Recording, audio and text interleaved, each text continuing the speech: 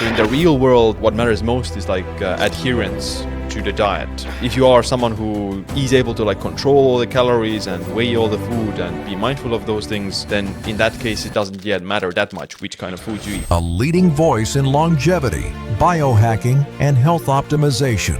As an 8-time best-selling author and anthropologist. With over 208,000 YouTube subscribers, shares cutting-edge insights on how to optimize health, performance, and longevity. Siim. Longevity is a super cool topic. I have been interested in longevity ever since I was a kid. Thing where I'm not scared of death, but I'm always trying to optimize for, in any shape or form, to enhance longevity. These metabolic ward studies where people are actually controlled for their entire food intake, like they literally eat a certain amount of food, then the calorie deficit always is the biggest determinant of weight loss, and regardless if it's a low-carb diet or a high-carb diet. In your book, you talk about the J-shaped curve of exercise. Yeah, so exercise obviously is beneficial for health, and it has a lot of health benefits. Like, it's the only thing that pretty much we know will reduce your risk of chronic diseases and keeps you healthy for longer and keeps you youthful for longer. With moderate intensity exercise, it's pretty much as you can do, the better it is. Hello and welcome everyone to this special episode of the Shift with CJ podcast. I'm here in the studio after a very long time, and for a good reason, because today I have a very, very, very special guest. My guest on the show today has done multiple things. I mean, I have been following him since 2016. He's wrote over 9 books. He's best-selling author. This guy is terrific on stage, terrific off stage, and he's been called the Prodigy of Biohacking. Everyone, please welcome Siim. Siim, welcome to the show.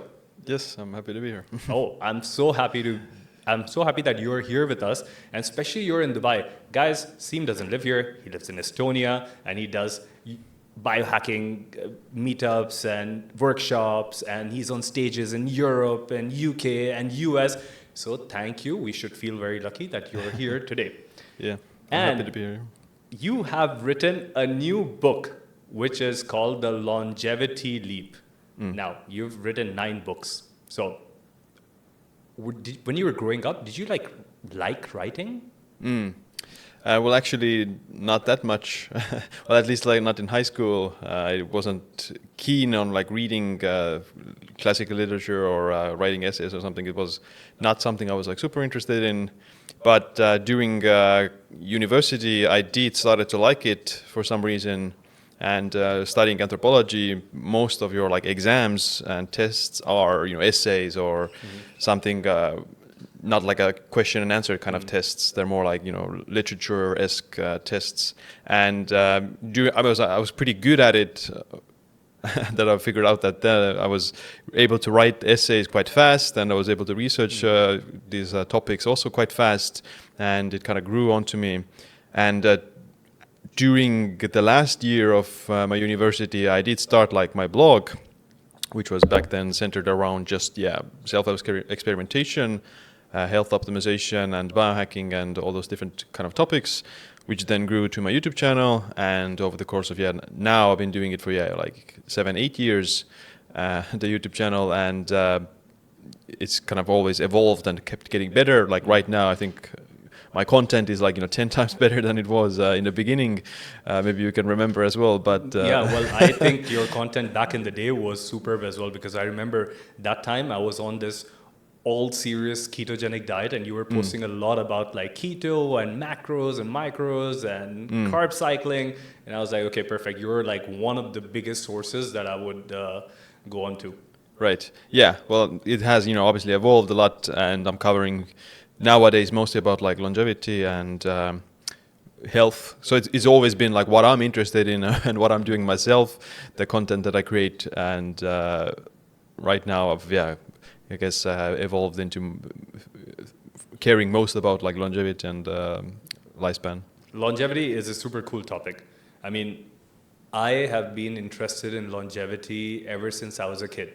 So a lot of people in my close circles I'm like the black sheep of the family, so I'm the only one who's healthy. I'm interested in the healthy stuff, and everyone else are you're just wasting your time. But those guys are also the ones who died really early. So I always had this, thing where I'm not scared of death, but I'm always trying to optimize for, in any shape or form, to enhance longevity. Years later, like this was like 3 years ago, I was speaking to a tarot card reader, and she was like, do you even know the meaning of your name? I didn't even reflect on it till then. So my name is Chiranjeev, which literally in Sanskrit translates to longevity, or like a blessing for, I was like, wow, I'm perfect, makes sense. But anyway, I want to talk about your book. But I want to do this a little bit differently because, you know, of course, you've been on like thousands of podcasts. Most of the times we're talking about like deep science. But I feel like these days people are having such short attention spans that most of the times we talk about things. And for you and me, we can go on for hours. But most of the times people look into the science and then they're just like doze off. In fact, like one of my colleagues, he was telling me, I was asking him to do some TikTok research, and he was telling me like, hey, CJ, you know what's trending on TikTok right now? I was like, no. It's like the video is split into 2 screens, and there's like someone talking about something, and there's like a Minecraft game going in the bottom. And I was like, oh, right. We really don't have any attention, like, you know, yeah. ADHD hyper. So you obviously, my friend, are in great shape. I want to talk to you about a few things that a lot of people have been asking me, and you know, since 2016 or even before that, these topics keep on coming up. So let's go through them one by one, and we can like get your opinion on it. You can tell us what is underrated, what is overrated, what is some of the latest things that you have seen that is working. First thing that I want to talk to you about is fat loss. You're in great shape. I know you work out very well and you've optimized your life. But for a person who is trying to lose body fat or body weight, where do you start? Like, what do you think has the most amount of ROI? What is plain bullshit? Like, Yeah. Well, I think, you know, any diet can result in fat loss and weight loss, and you can build muscle as well, and pretty much any diet with a few key criteria. For fat loss specifically, the biggest one is energy deficit, which can be triggering for some people, or they might disagree with it. But you know, if you look at these metabolic ward studies where people are actually controlled for their entire food intake, like they literally eat a certain amount of food, then the calorie deficit always is the biggest determinant of weight loss, and regardless if it's a low carb diet or a high carb diet. So you know, in the real world, it's obviously can be different, because if you're living in a society without like people controlling you and controlling your movements, then of course you're going to have cravings, you're going to have opportunistic food, let's say environment where you're, you know, you see a bagel, you're going to eat the bagel, or whatever the case is, like someone brings you donuts at the work. You know, there's always these kind of situations in the free world that can be, you know, disruptive or harmful to fat loss.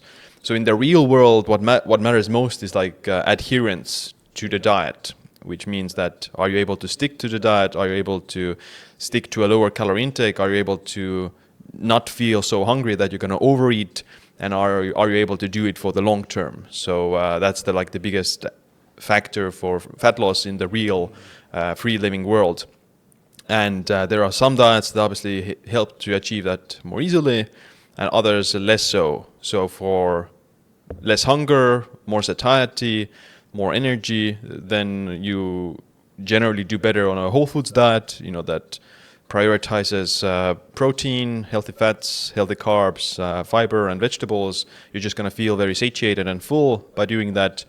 And you know, they also like stimulate all these different kind of peptides in the gut that promote satiety, like GLP-1 and those things. So like olive oil and fibers and protein, they all increase GLP-1 expression.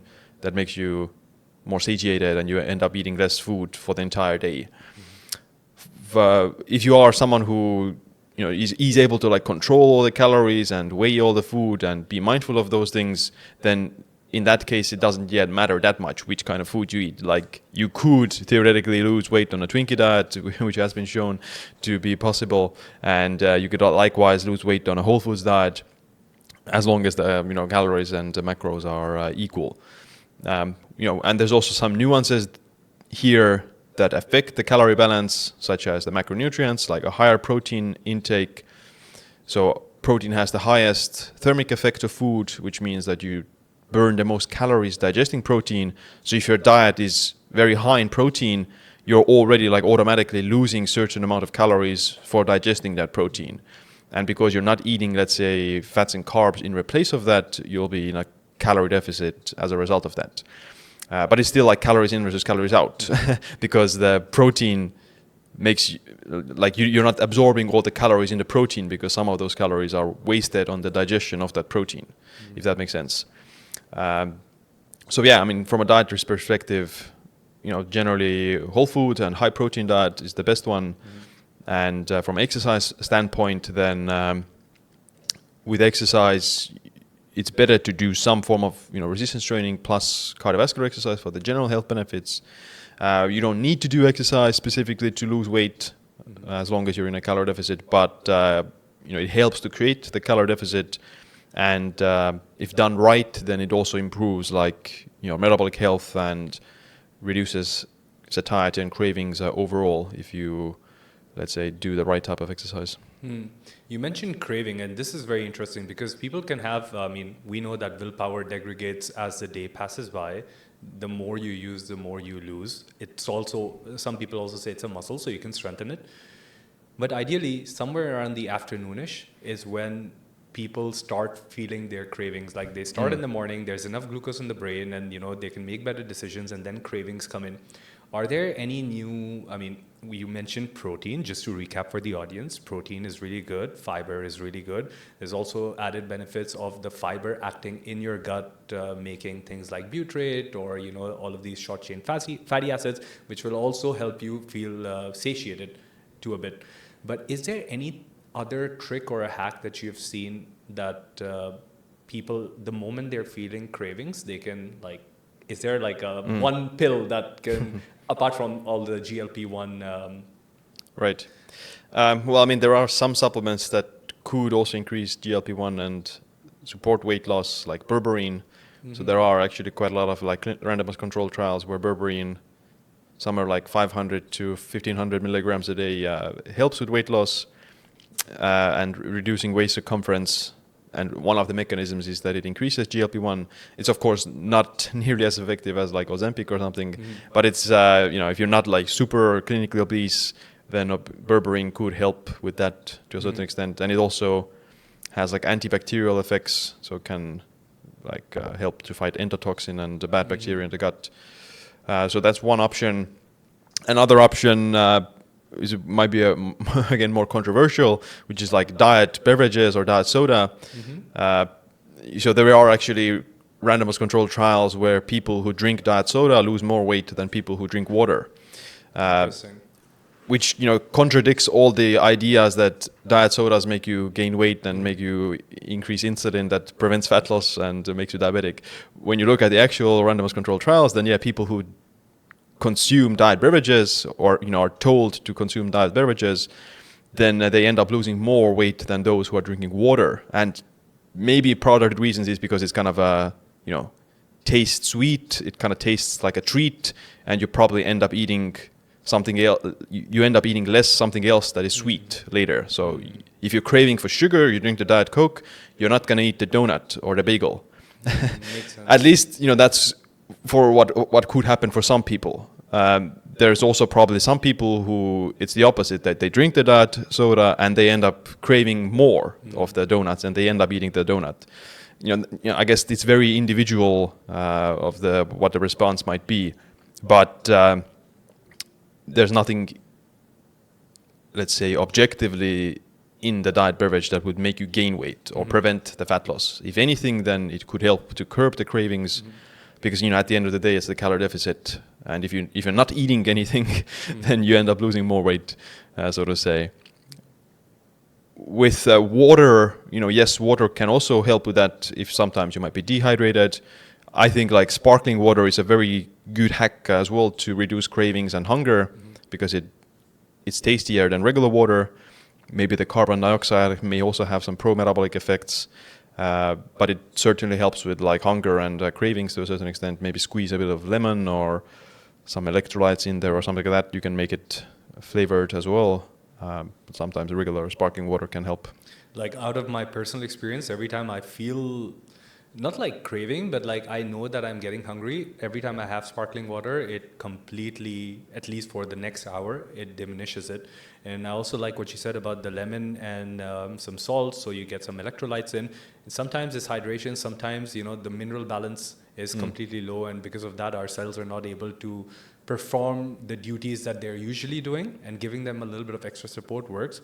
And it's super interesting about this diet soda thing, because I haven't heard about this before, but now when I reflect back, I know a lot of people who are watching their calories, but they will always, like, I have very close people, they will not enter a restaurant unless and until they can have diet.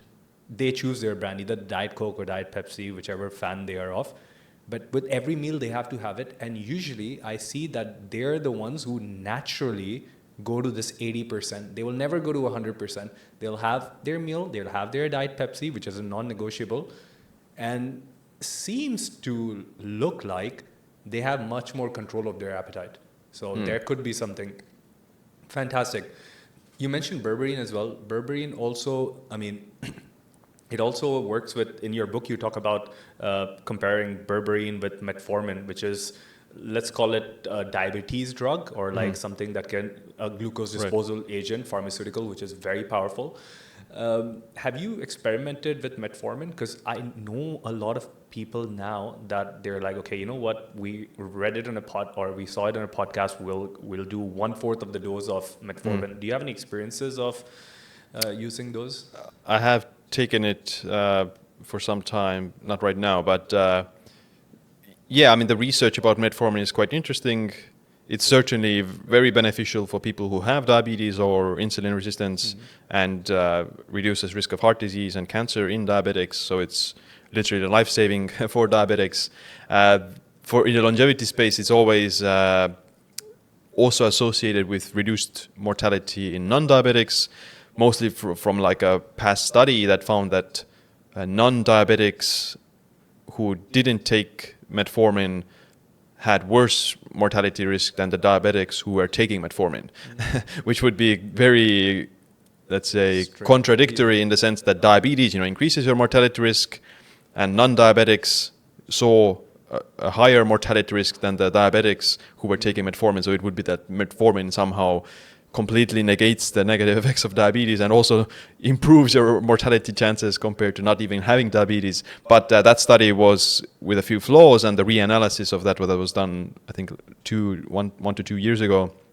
They found that it's not the case, that diabetes is still bad and metformin isn't going to be better than not having diabetes. So with that being said, I think that metformin, if you have even, maybe not even full-blown diabetes, but if you have slightly impaired glucose metabolism, you're like pre-diabetic or even not even there, just have like not the best metabolic health, it can be for sure like a net positive. It's certainly more powerful than berberine in improving blood sugar levels. Berberine is better at cholesterol and lipid lowering effects than metformin, but metformin is better than at the blood sugar lowering effects. So I think metformin is useful for people, if you, and even then, like you're a healthy person, you might, I'm gonna eat birthday cake or whatever. You can, you could, like hack it with metformin and take the metformin, which is better than, I guess, if you're a healthy person, then even eating regular birthday cake every once in a while isn't a bad thing in the long term. Like if you do it once, then you're able just to manage your glucose. It's just gonna be it's not going to have any long-term negative effects on your health. But you could theoretically biohack it with taking metformin. Have you experimented with dihydroberberine? Yes. And what do you think, like berberine versus dihydroberberine, in your because the studies show us it's 4 times more powerful, but in your personal experience, did you feel much of a difference? I didn't use like a CGM to see how it would compare to regular berberine, but let's say it is like more powerful than berberine, but it's also more expensive, so to say. So it's not available everywhere. It's difficult to find it. I think regular berberine already gets the job done if you're just a healthy person who wants to improve slightly with fat loss or blood sugar levels or lipids, for example. And if you're diabetic, then you'll be better off by taking metformin anyway. Okay, sounds good. Although berberine can be done together with metformin with beneficial effects. Interesting. Okay, perfect. I think a lot of people, I am requesting you guys, if you're listening to this podcast, if you're watching this podcast, take some notes, rewind, listen to it again, and these things are gold. Now let's move on to the second biggest problem that we see, especially in a city like Dubai, which is sleep deprivation. Sleep deprivation because people are not able to shut off their mind. Sleep deprivation because people have poor lifestyle choices, which makes them sleep voluntarily late at night. And yeah, some people have just their sleep-wake cycles are a little bit messed up. Some days they're working in the morning, some days they're working in the evening. So what do you have to say about sleep? Because I know you're back in the years, I've seen like your Oura Ring scores, and like I've seen 99 or 100 many times as well. So how do you hack your sleep? Yeah, sleep is very important. I think that you should still have like exercise and the diet and everything else on point, because sleep only is going to enhance your recovery from exercise, but it's not innately going to make you healthy. Like if you sleep even like 9 hours per night, let's say, you're getting plenty of sleep, it only like maintains your health, but it's not going to like improve your metabolic health in of itself without the addition of exercise. It's not going to make you build muscle without exercise. It's not going to make you lose weight without exercise. But if you are sleep deprived, then it's going to make it very much harder to lose weight, and especially lose fat. You're more prone to lose muscle in a calorie deficit if you're sleep deprived at the same time. With sleep, the biggest problems in the modern world are like psychological reasons, stress, anxiety, or just rumination. Environmental reasons, mostly like light, maybe EMF, maybe noise, traffic noise, all those things. And third would be like dietary components as well. So eating too late, eating foods that increase your heart rate, make you pee in the night, or something else like that. So you do need to like pay attention to all of them. With the easiest things are the environment. You can just use blue blocking glasses. You can use a sleep mask. You can put filters on your smartphones, so you're not gonna get the blue light in your eyes before bed. That would inhibit melatonin production and increase your alertness. And you could also change like light bulbs in your house, or dim down the lights. Those are like very effective ways to preserve your melatonin. And for the noise, like earplugs or noise cancelling headphones or something like that. For the food, it's also relatively easy. I believe that having a slightly earlier dinner tends to improve sleep more than eating too close to bed. So I've tried different eating windows. I've eaten 1 hour before bed. I've eaten 4 hours before bed, 5 hours before bed, and generally I sleep the best if my dinner is something like 5 hours before bed. 5 hours, okay. Yeah, I usually have like dinner at 4 p.m. Finish by 5 p.m. and then I have 4.5, 5 hours before I go to bed. And the food choices, as long as it's not something super heavy, it should be, fine. Generally, like very, very processed foods, very salty foods, spicy, fried foods, they tend to be worse for the sleep, and some healthy proteins. And I do think them healthy carbs are also very beneficial for sleep. So you have tryptophan, which is one of the amino acids you get from protein, that gets converted to serotonin, and that serotonin gets converted to melatonin. But the issue is that if you just only eat, let's say, protein, then you're getting all these other amino acids as well that compete with tryptophan's entry into the brain. So you're not getting the serotonin boost from just protein alone, unless you're getting like also a lot of sunlight exposure and during the daytime, etc. But one way to kind of circumvent that is to eat carbohydrates with the protein. How much do you, sorry to cut you, but like then there's always this question, okay, someone told me to eat carbs and now this is my free pass of eating carbs.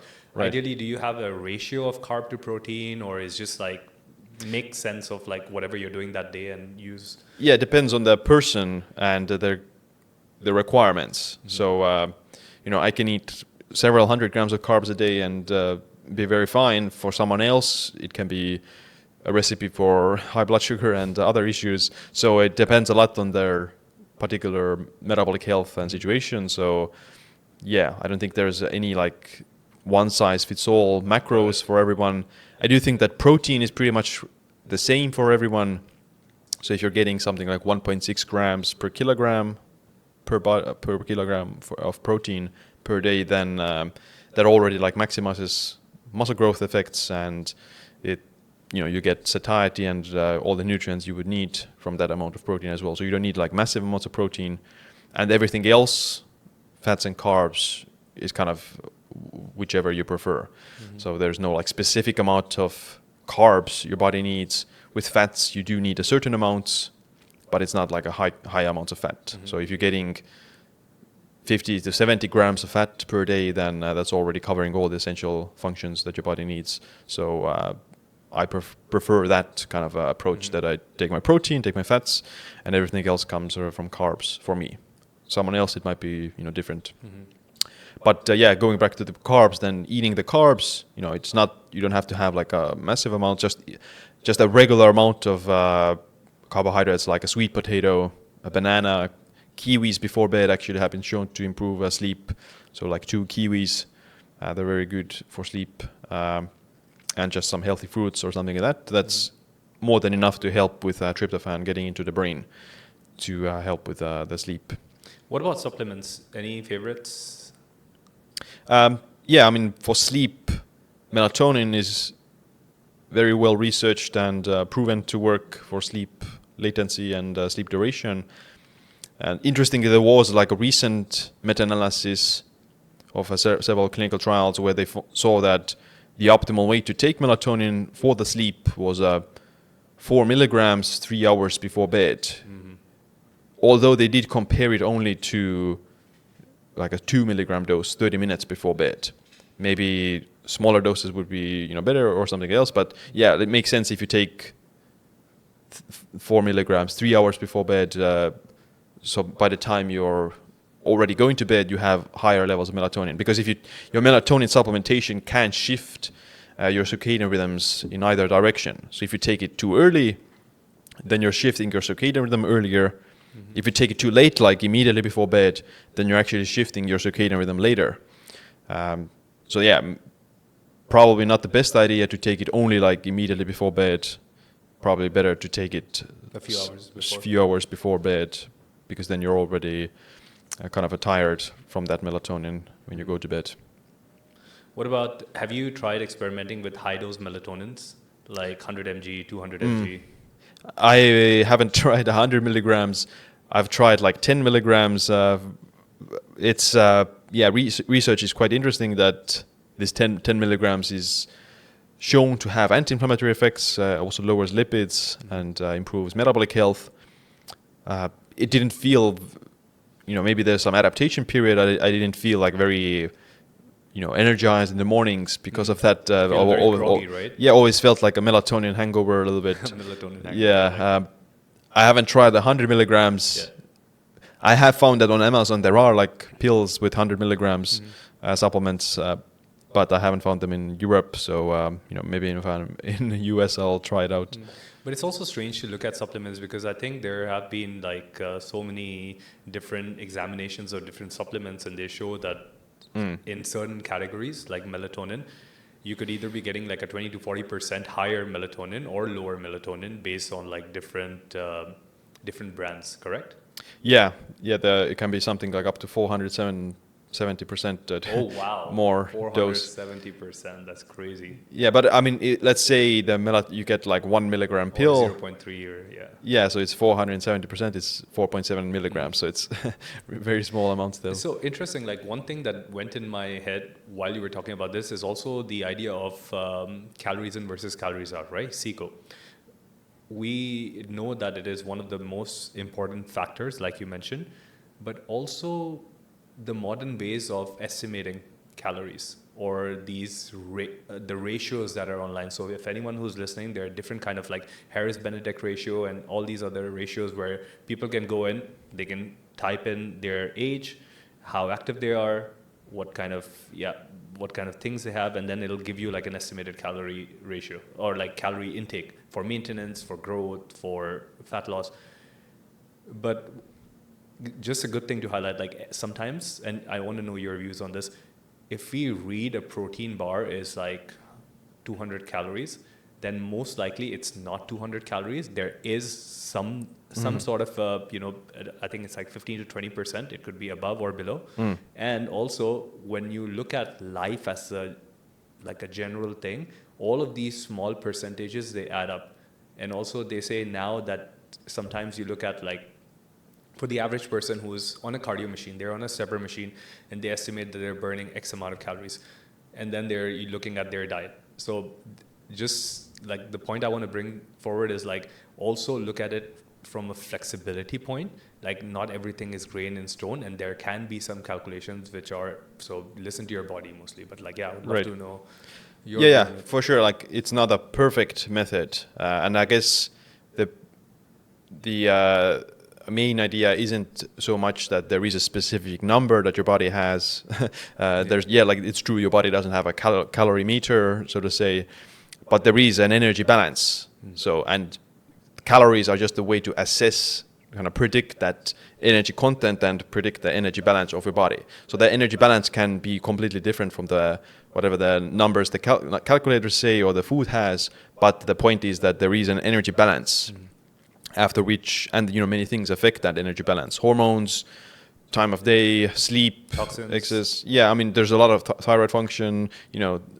Those things influence the energy balance. But there is an energy balance.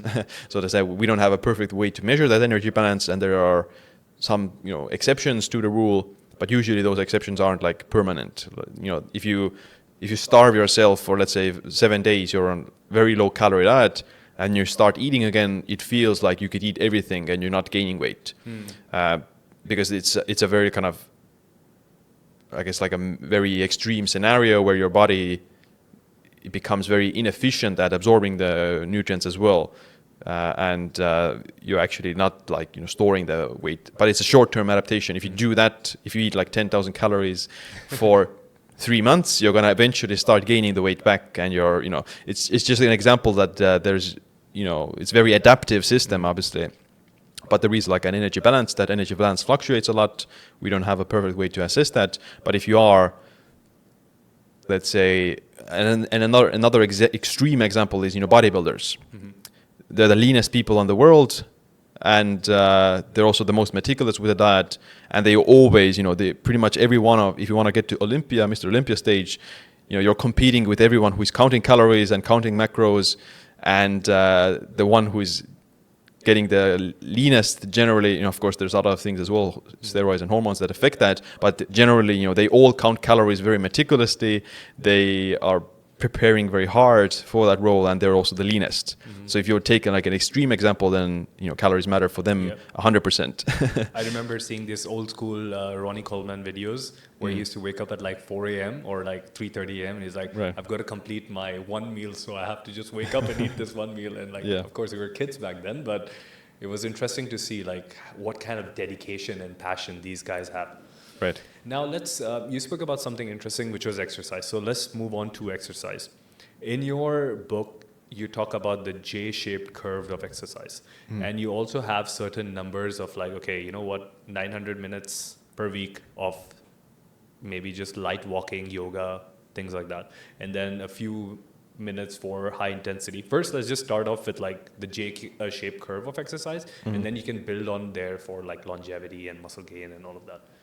Yeah, so exercise obviously is beneficial for health, and it has a lot of health benefits. Like it's the only thing that pretty much we know will reduce your risk of chronic diseases and extend health span specifically. The evidence of maximum lifespan is somewhat more limited, but it certainly keeps you healthy for longer and keeps you youthful for longer. So you're able to do your everyday activities that tend to decline with age. So you're able to carry your groceries, lift things, run around. If you exercise, you're able to do it for much longer.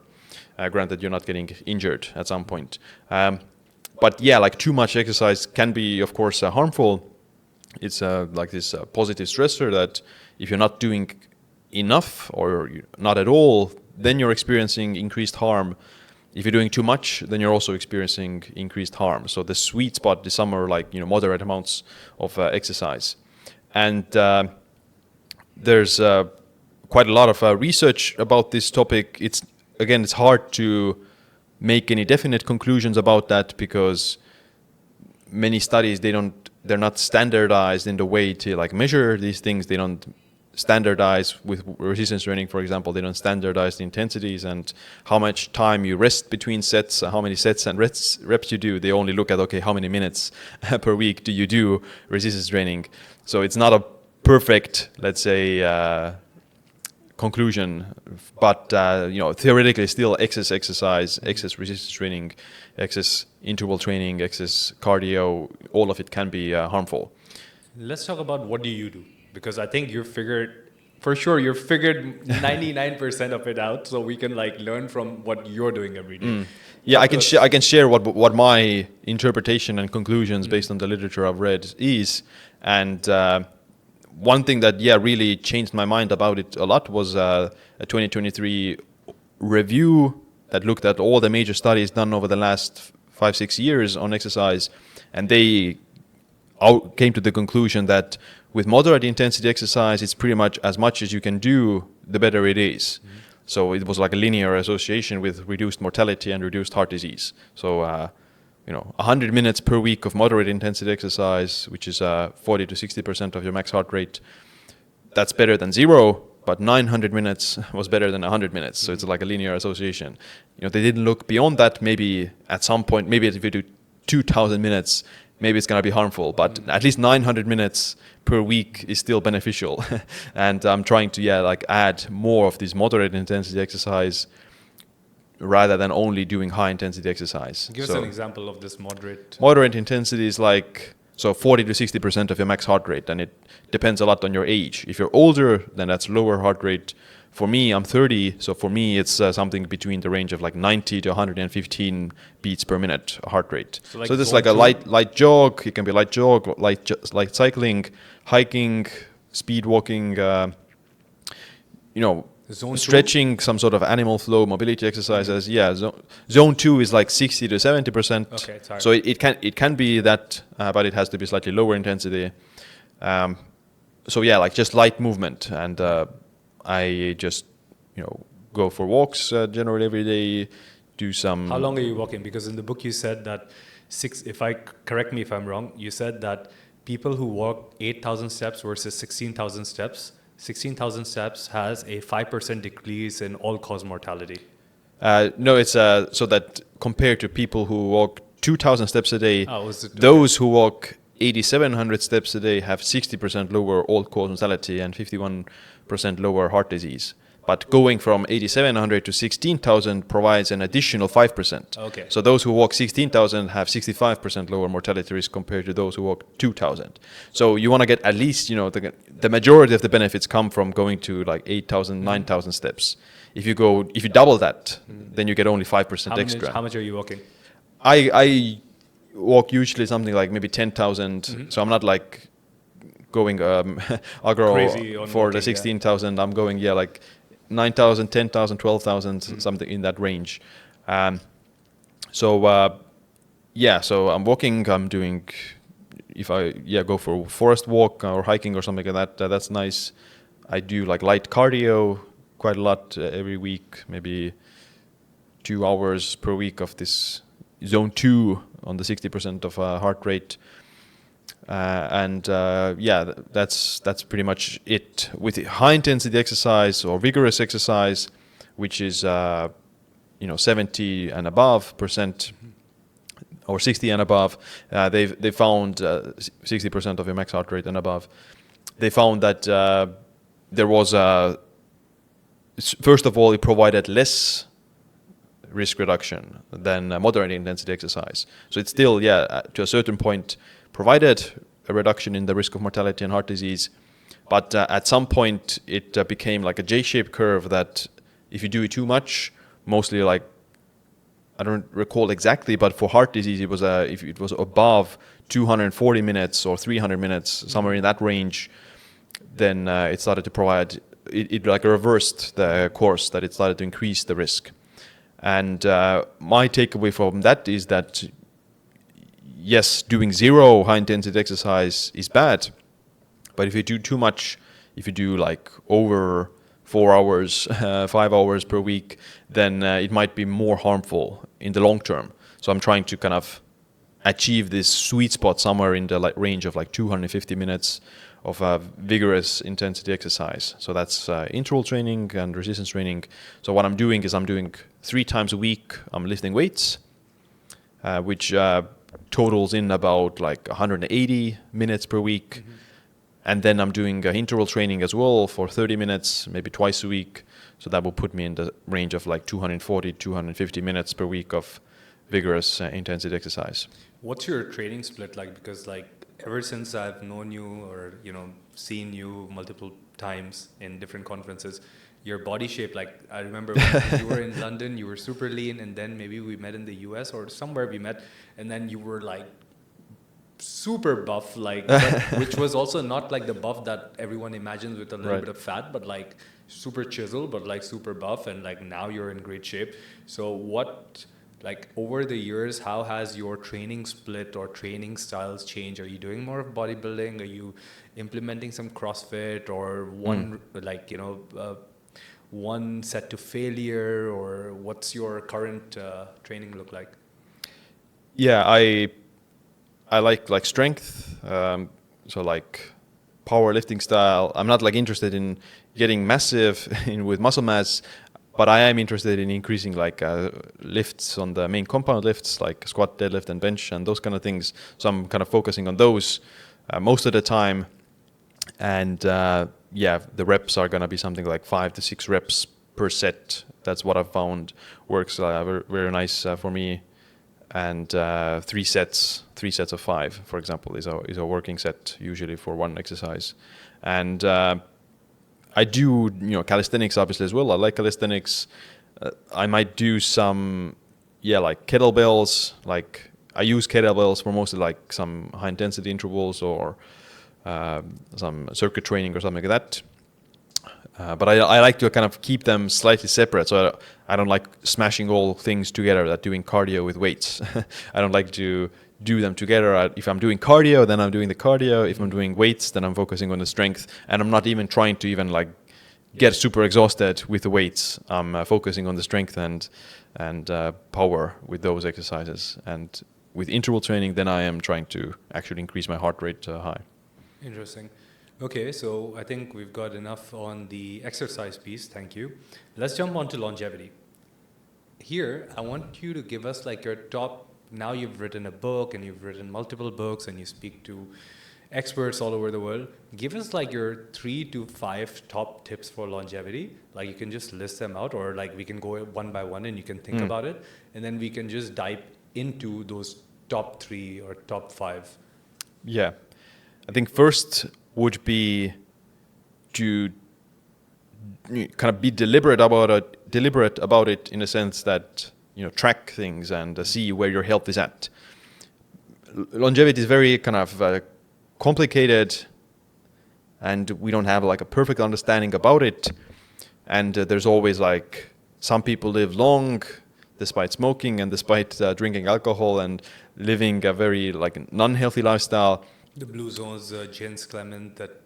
So a lot of like everyone knows like a grandpa who smoked and lived to 100, right? But at the same time, there's also like millions of grandpas who smoke and, you know, don't make it past 70. So it's you shouldn't look at these exceptions to the rule, because they're like, you know, there's probably something else that's going on genetically that enabled them to live so long.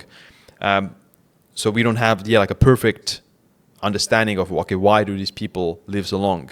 But what we do know is that, okay, there are certain chronic diseases that kill most people in their 70s and 80s, like heart disease and cancer and neurodegeneration. So you just want to focus on reducing your risk of those diseases. And the way you do that is by, you know, of course, you can follow what the evidence says about healthy lifestyle, diet, exercise, etc. But how do you know that you're still not heading in the wrong direction? You know that by looking at your blood work and looking at what's inside your body with different tests and scans. So I think that's a very crucial component of longevity for mortals without excellent genetics. So you look at your blood pressure, lipids, blood sugar, all these different blood markers that typically get worse with age, and at certain ranges are associated with diabetes or kidney disease or something like that. If you could see that your blood sugar is creeping up, then you can fix your lifestyle. You can take berberine, metformin, or change your diet, whatever. Lose weight.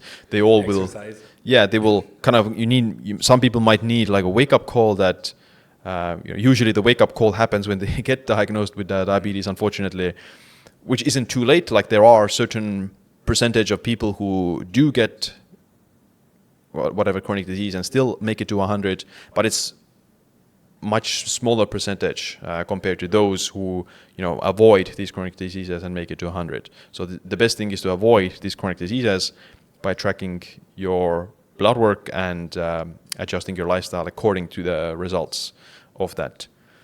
The second tip would be to invest into your physical reserve, cognitive reserve, and social reserve. So we know that poor muscle mass and muscle strength and frailty, they are predictors of increased mortality later in life. And the older you get, the harder it is to maintain those things. So you need to build like a reserve. You need to build, when it's relatively easy, even in your 50s, it's quite easy to still build muscle compared to if you're 80.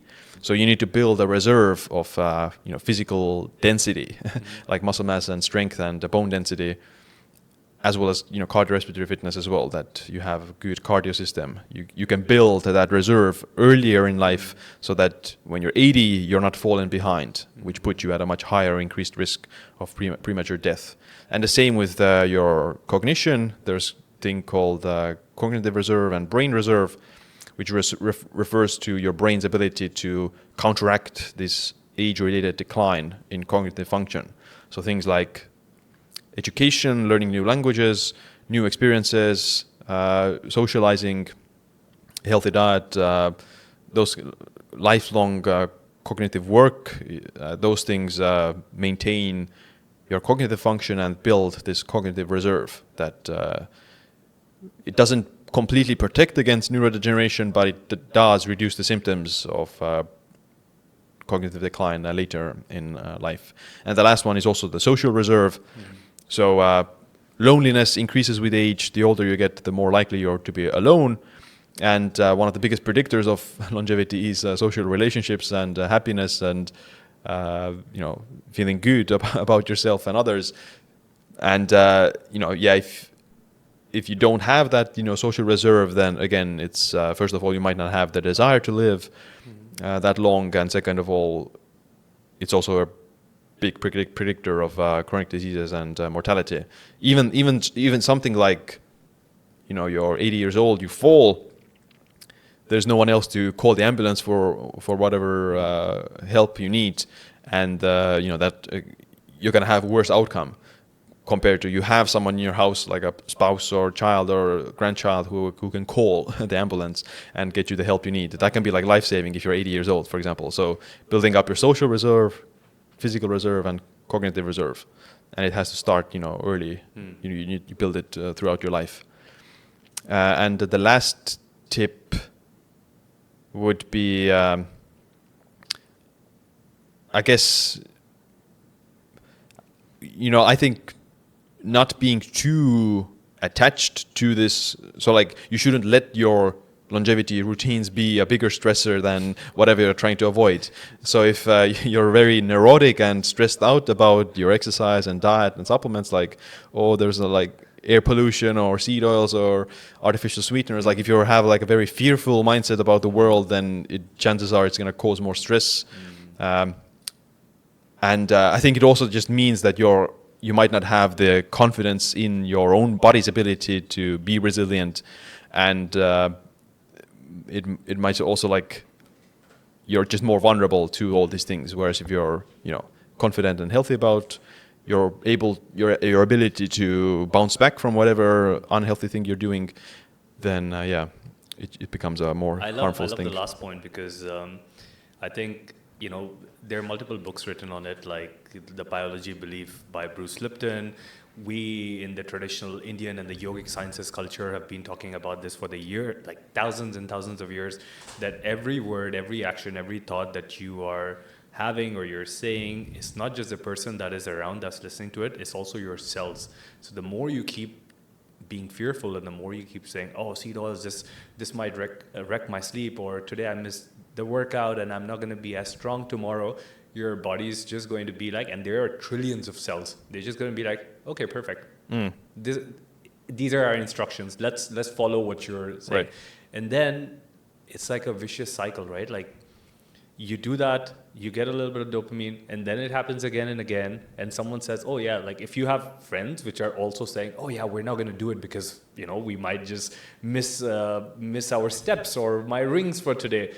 And then it just creates that fearful thing. Longevity is something that a lot of people are doing so they can add quality to their life, and quality in terms of the years, in terms of their movement, in terms of their relationship. So anything that you will do at this point to destroy that quality, I think you should think about it. But thank you so much for pointing that out.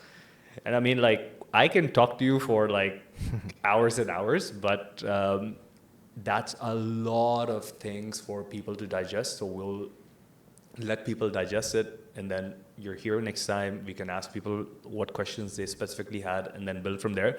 What's next for you? So you're building all the, you are if someone had to ask me oh, you're interviewing Siim, who is this guy? I'm think about biohacking, longevity and wellness. It's like a trained AI chat GPT kind of a mind. You can ask him anything and he's just going to be able to tell you the latest and the greatest. So chat GPT 4.0 or whatever is the updated one. So what's next for you? So my new book, The Longevity, came out last year. I am working on another one. It's about supplements, so I'm gonna make a supplement Bible to just cover what the evidence says about different supplements. I'm also I'm organizing some retreats in India, maybe in the future in Dubai as well. It's a health retreat for diagnostics and treatments. And other than that, I'm actively just posting on YouTube and Instagram. Thank you for educating us. I want to thank you on behalf of the rest of the world, because I know the kind of content you have and the kind of lives that you have inspired. You've certainly been an inspiration for me. I remember long time ago, I think you were talking about when you left university, or when you were in university, you took a year to read 300 books or 200 books or something around that number. Right. And I was man, that's what I should do. And I was right. So I mean, reading and all of these things. And guys, come on, we're going back, we're in 2025.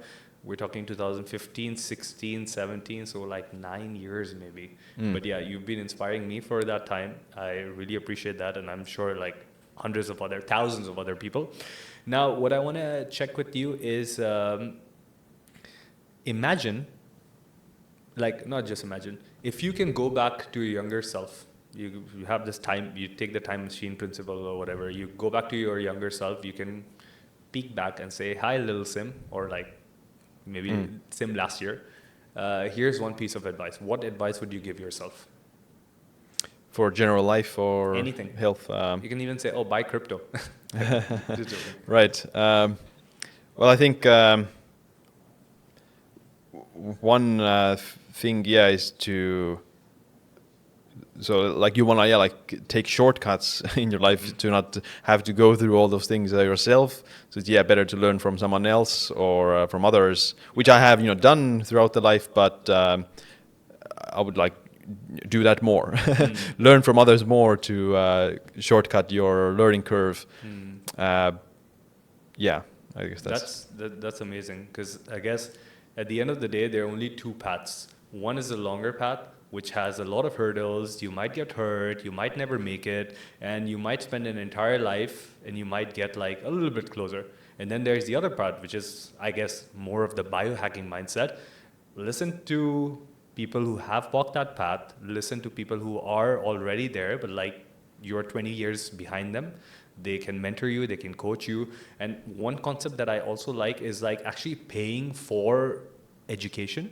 Like, for example, like if I wanted to, if you're listening to this podcast and you feel inspired, like I would, if I was you, the first thing I would do is like, okay, perfect. Can I, take a Zoom call with Siim? I don't know if you consult people or not, but can I just pay to get whatever this person has experienced with all of your polyphasic sleeping? I remember you did that. That was a bit crazy. But the idea is, go out there and try to make your life easier. And the only way you can make your life easier is to avoid the things that you will get into doing anyway. So there's a slow route, there's the fast route. You guys decide. And Siim, thank you so much for joining me. Where can people find you? Where can people buy the book? Yeah, so my website is siimland.co. Siimland on YouTube and Instagram. And yeah, the book is on Amazon, The Longevity Leap. Cool. I will put all these in the show links, and you guys will be able to access it. His Instagram and YouTube is off the charts, so I highly recommend it. And this is me, CJ, your host, signing out of the Shift with CJ podcast. Everyone, have a great day, have a great week, and actually have a great lifetime. God bless everyone. Thank you, Siim.